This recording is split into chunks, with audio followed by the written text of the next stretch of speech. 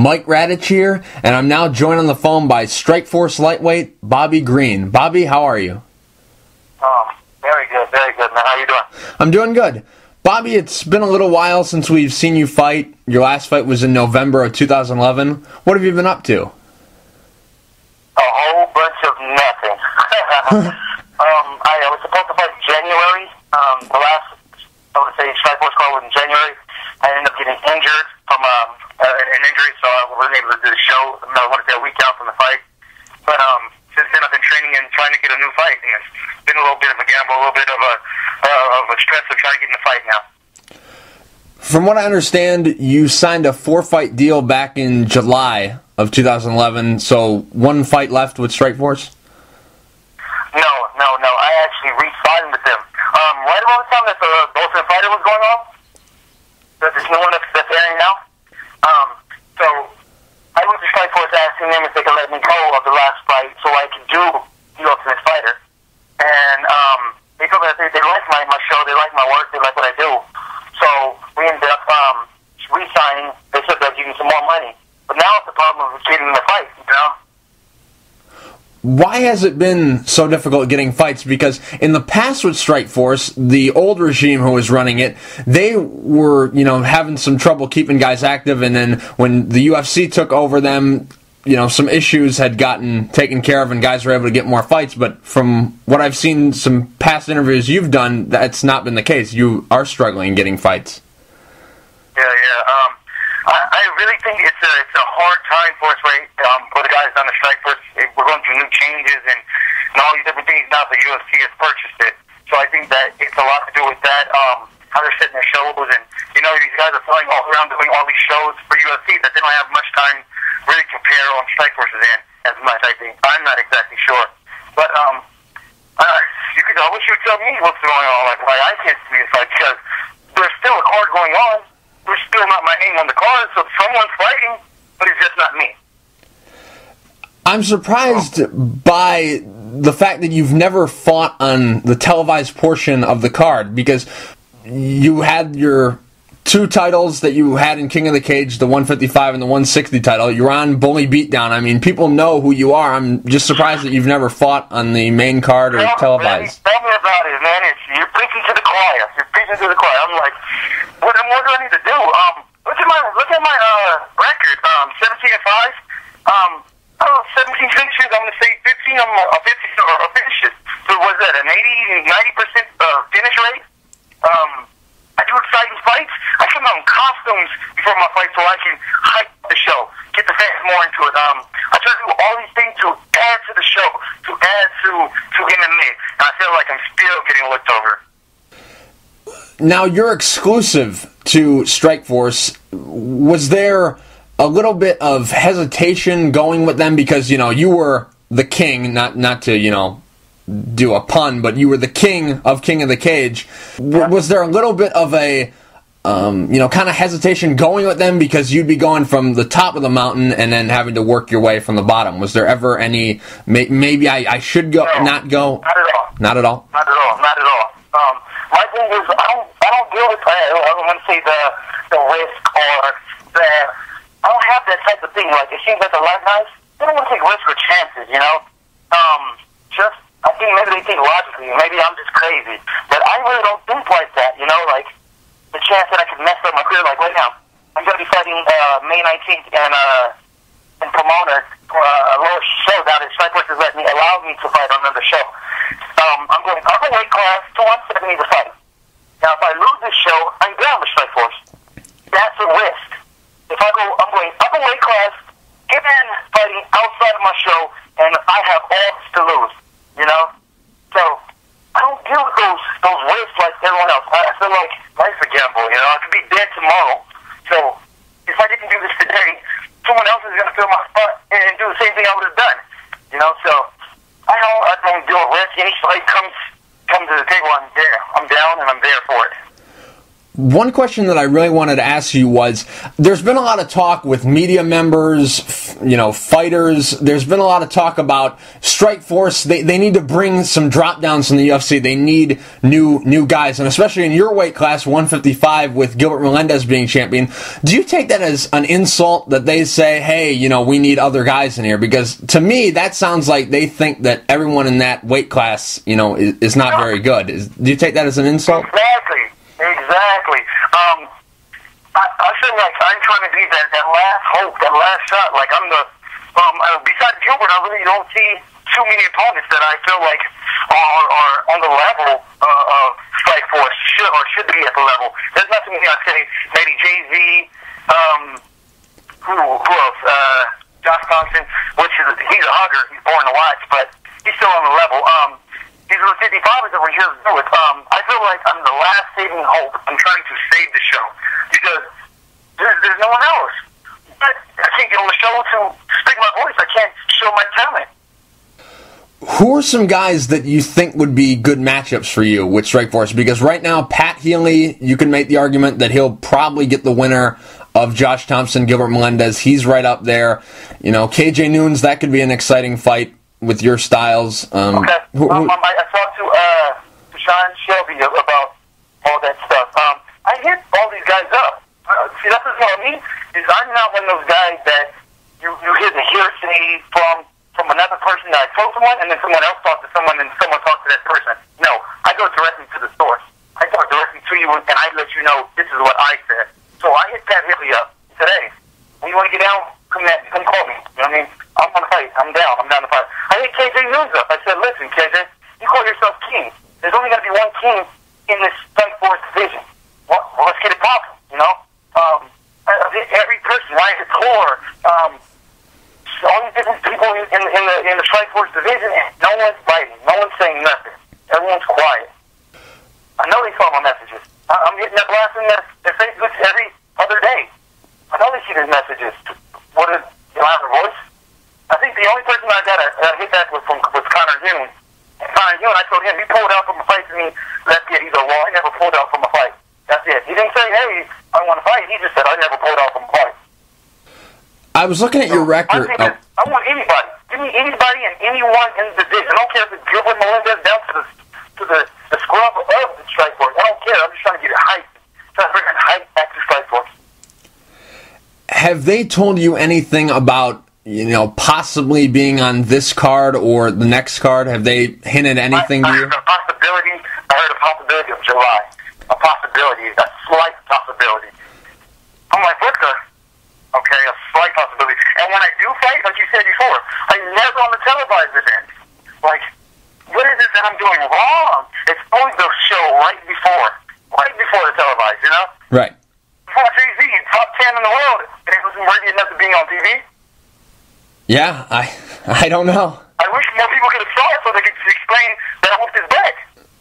Yeah, I don't know. The copyright strikes and stuff, whatever.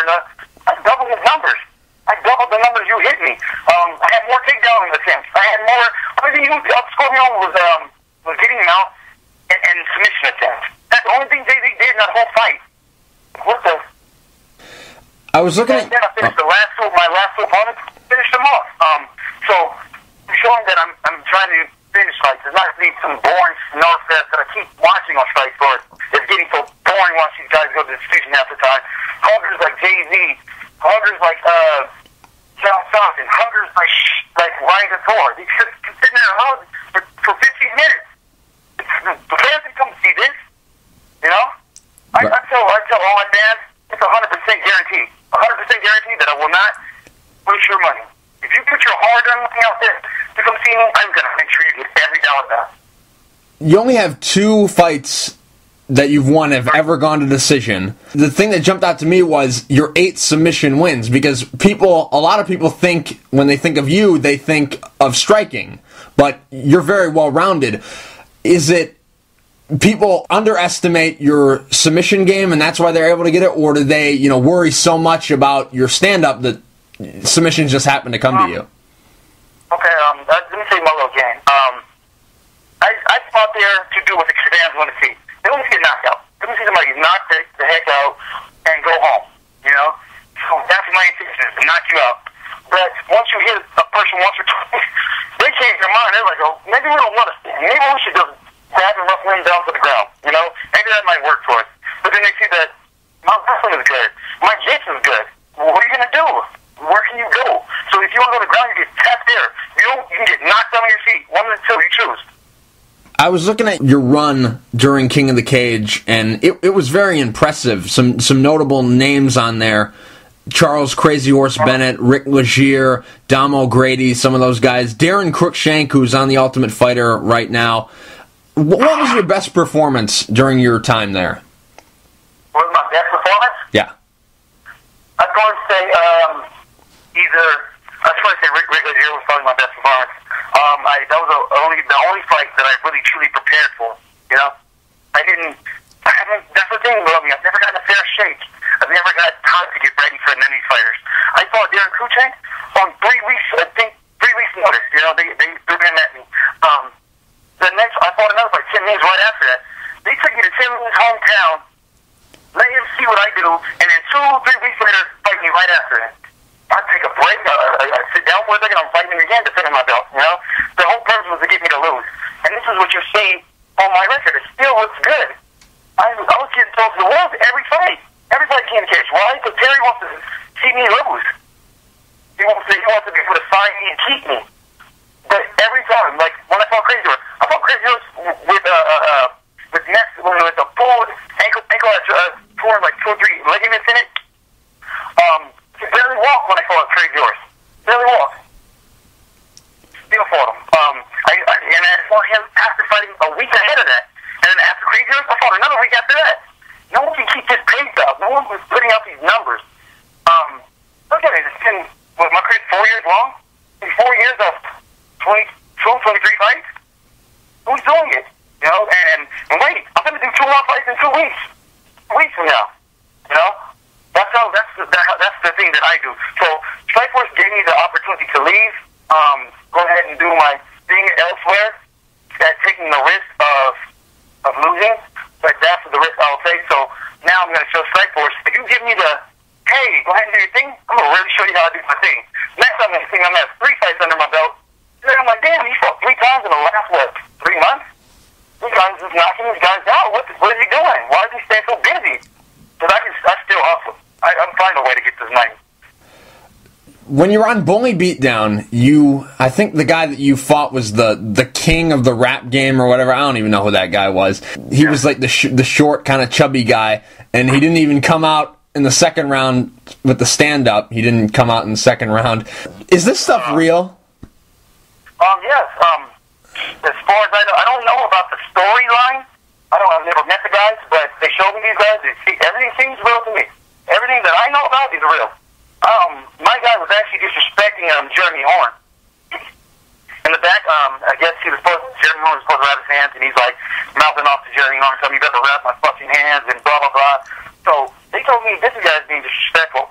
Not only that, I could hear him yelling in the background. He was, like, in the dressing room, he was yelling over his dressing room to my dressing room. I'm going to beat you up. I'm going to mess you up. I'm like, he is really serious. He really believes he can win. So, I think it's real. I don't know about the storyline. I don't. From what I know, they put this person there, they said, hey, this is what's going on. We need you to do this. I got it done. How hard are you going in there? Are you 50%, 75%, 100%? What's the percentage that you're fighting him at? Because that guy, I'll probably say about 50%. My whole intention was just to slam the shit out of him. As many times as I couldn't, he just didn't want to get up anymore.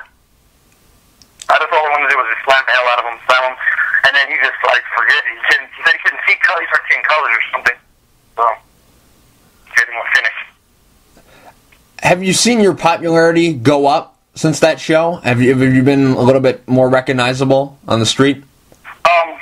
You know, funny, the thing about me is I switch my look so much, you know, I have a white boy style, I have a black boy style, I ride with Mexicans, so I can look 6 different ways depending upon the day, you know? A lot of people I thought you looked familiar, I didn't recognize you, but now I recognize you, you're that guy, you know? So they never really noticed me. But as far as views, up there, 200,000-300,000, So, that was, like I say, the popularity's kicking out, but is it really doing his justice? No, because I'm not fighting. It's not doing his justice. Is your style still hood fighting? No, but no. At the beginning of this starting out, I was being goofy. I wanted to throw opponents off. If you tell an opponent you're a boxer, they're going to put their game plan together to take you down. If you tell an opponent you're a wrestler, then keep you standing or try to choke you out. If you tell a jiu-jitsu guy, then keep you standing. So all I said was, I'm hood. And that just is a way to throw the opponents off. They're like, well, what do we do with that? What does it mean? He's hood. What does that mean? What should how do I attack that? So it was just a means of keeping my opponent guessing and thinking. Yeah, because I remember that from the Affliction fight. I remember they had the little tail of the tape, and that was your style. So I thought I'd ask you about that. Yeah. I can't. For some reason, I cannot. It urged me to this day. I cannot do what the other person came out and did. I don't know why. It's just not. It's not me to be the robot or soldier to follow a lead. You know. So this guy comes out and he comes out just the average way every other fucking person comes out. I don't like that. I'm like, I just have to do something different to show my identity, you know? Yeah. So I always have to figure some way to create something that is just my way. This is the way we're doing it here, you know? Just throwing little twists and spins on things. Could you compare your 3 fights in Strikeforce, because they have been on the undercard, like we've been saying, but can you compare your time with Strikeforce to your time with King of the Cage? How different are they, or are they pretty much the same? I love Strikeforce. Strikeforce is awesome. You know what I mean? Like, they treat me very well, taking care of me. I have no problems except for not fighting, you know? Strikeforce has been great to me. King of the Cage, I don't even think they like me, you know? I just fought so good and kept them entertained and kept these fights popping and started flooding all these ticket sales to them. So they were like, hey, we'll keep him, you know? He's doing his job. He's doing a very good job at that, so we'll keep him. But I feel like as Strikeforce recognizes more of my tools, but at the same time they don't. How about the atmosphere of the fight? Because in King of the Cage, you're fighting main event or co-main event, and in Strikeforce, you're fighting on the undercards. How's the atmosphere different? That is interesting to say, atmosphere. I feel like right now, because I'm just King of the Cage, everyone knew me at King of the Cage. But being new to Strikeforce, no one knew me. Coming out 10 days notice and fighting Jay-Z was a very, how can I say, it was a hard decision to make, but like I told you before, I take those risks. I don't have a problem with that. The problem is, when no one knows me, they automatically become biased, you know? When I'm fighting Jay-Z, he shot at, like, leg kicking, checking his kick. I'm like, nope, he didn't do anything. Nope, he missed. You know, like, goofing off. You know? And to the crowd who doesn't know me, they take it as disrespectful. They take it as rude. They take it as cockiness, you know? So, I'm sitting here battling the crowd and Jay-Z, you know? And had they known me a little bit more, they'd be like, oh, this is his style. This is how he gets down. He's going to entertain us. That's what it's all about, is entertainment. It's not about what it is we're doing in the cage. Well, it's just entertaining, you know? As long as it keeps those fans entertained and they want to keep buying tickets, then it's going to work. But the whole thing, if you don't know who I am and you already have a bias or you're already kind of on the other guy's side, it's kind of hard for you to feel me or see where I'm coming from. So I was in Chicago, they booed the hell out of me. Like, because I was goofing off with Jay-Z. When you vacated the title to sign with Strikeforce in King of the Cage, and when you lost the junior welterweight title, did you have to give those belts back, or do you still have them? No, I still have my belts. The thing is, I defended them, and they're going to stay home. Like, as long as that's King of the Cage thing, as long as you defend it, you take it with you. If you just win it, you have to at least defend it before you can keep it. Bobby, in a perfect world, who are you fighting and when are you fighting? If you have the choice. In a perfect world, yeah, I'm fighting KJ Noon, and now. I'm talking about right now. I'm talking about tomorrow. That's a perfect world. You know? But that's the thing. I talked to Sean Shelby, he said he doesn't want to give KJ that fight because KJ's coming off a loss. It doesn't look good to have, you can't really build and fight if a person's coming off a loss as much, you know? Yeah. So I'm like, that's understandable. I'll let him get a win, and then I'll start pushing the campaign again. You know, route rallying up and trying to get him to fight me. Bobby, real quick before I let you go, do you have any sponsors you would like to thank? Anything you want to say to the fans? To be honest with you, bud, I don't have too many sponsors. Like, Affliction, I do one thing, those guys take care of me. My sponsor, B2AD, it's a jewelry company. And my boys at Pinnacle. You know, all my boys in Utah, Jeremy Horns Elite, Performance, shouts out to them, Melania, all the dudes that mess with me and really appreciate me. Because, like, anybody that knows me, I have respect for every person that comes into my circle. You know, they see me as this loudmouth, crazy guy on the interviews and stuff. When you get to know me in my circle, you'll understand that I'm one of the most down-to-earth people, the most loving and kind people that you can come into contact with. So just anybody that's ever given me a chance, man. Anybody that's ever helped Bobby Green out, thank you. I really appreciate that, you know? Yeah. Bobby, thanks, Mike. Yeah. Bobby, thank you for taking the time to talk. I really appreciate it, and hopefully Strikeforce can get you in the cage sooner rather than later.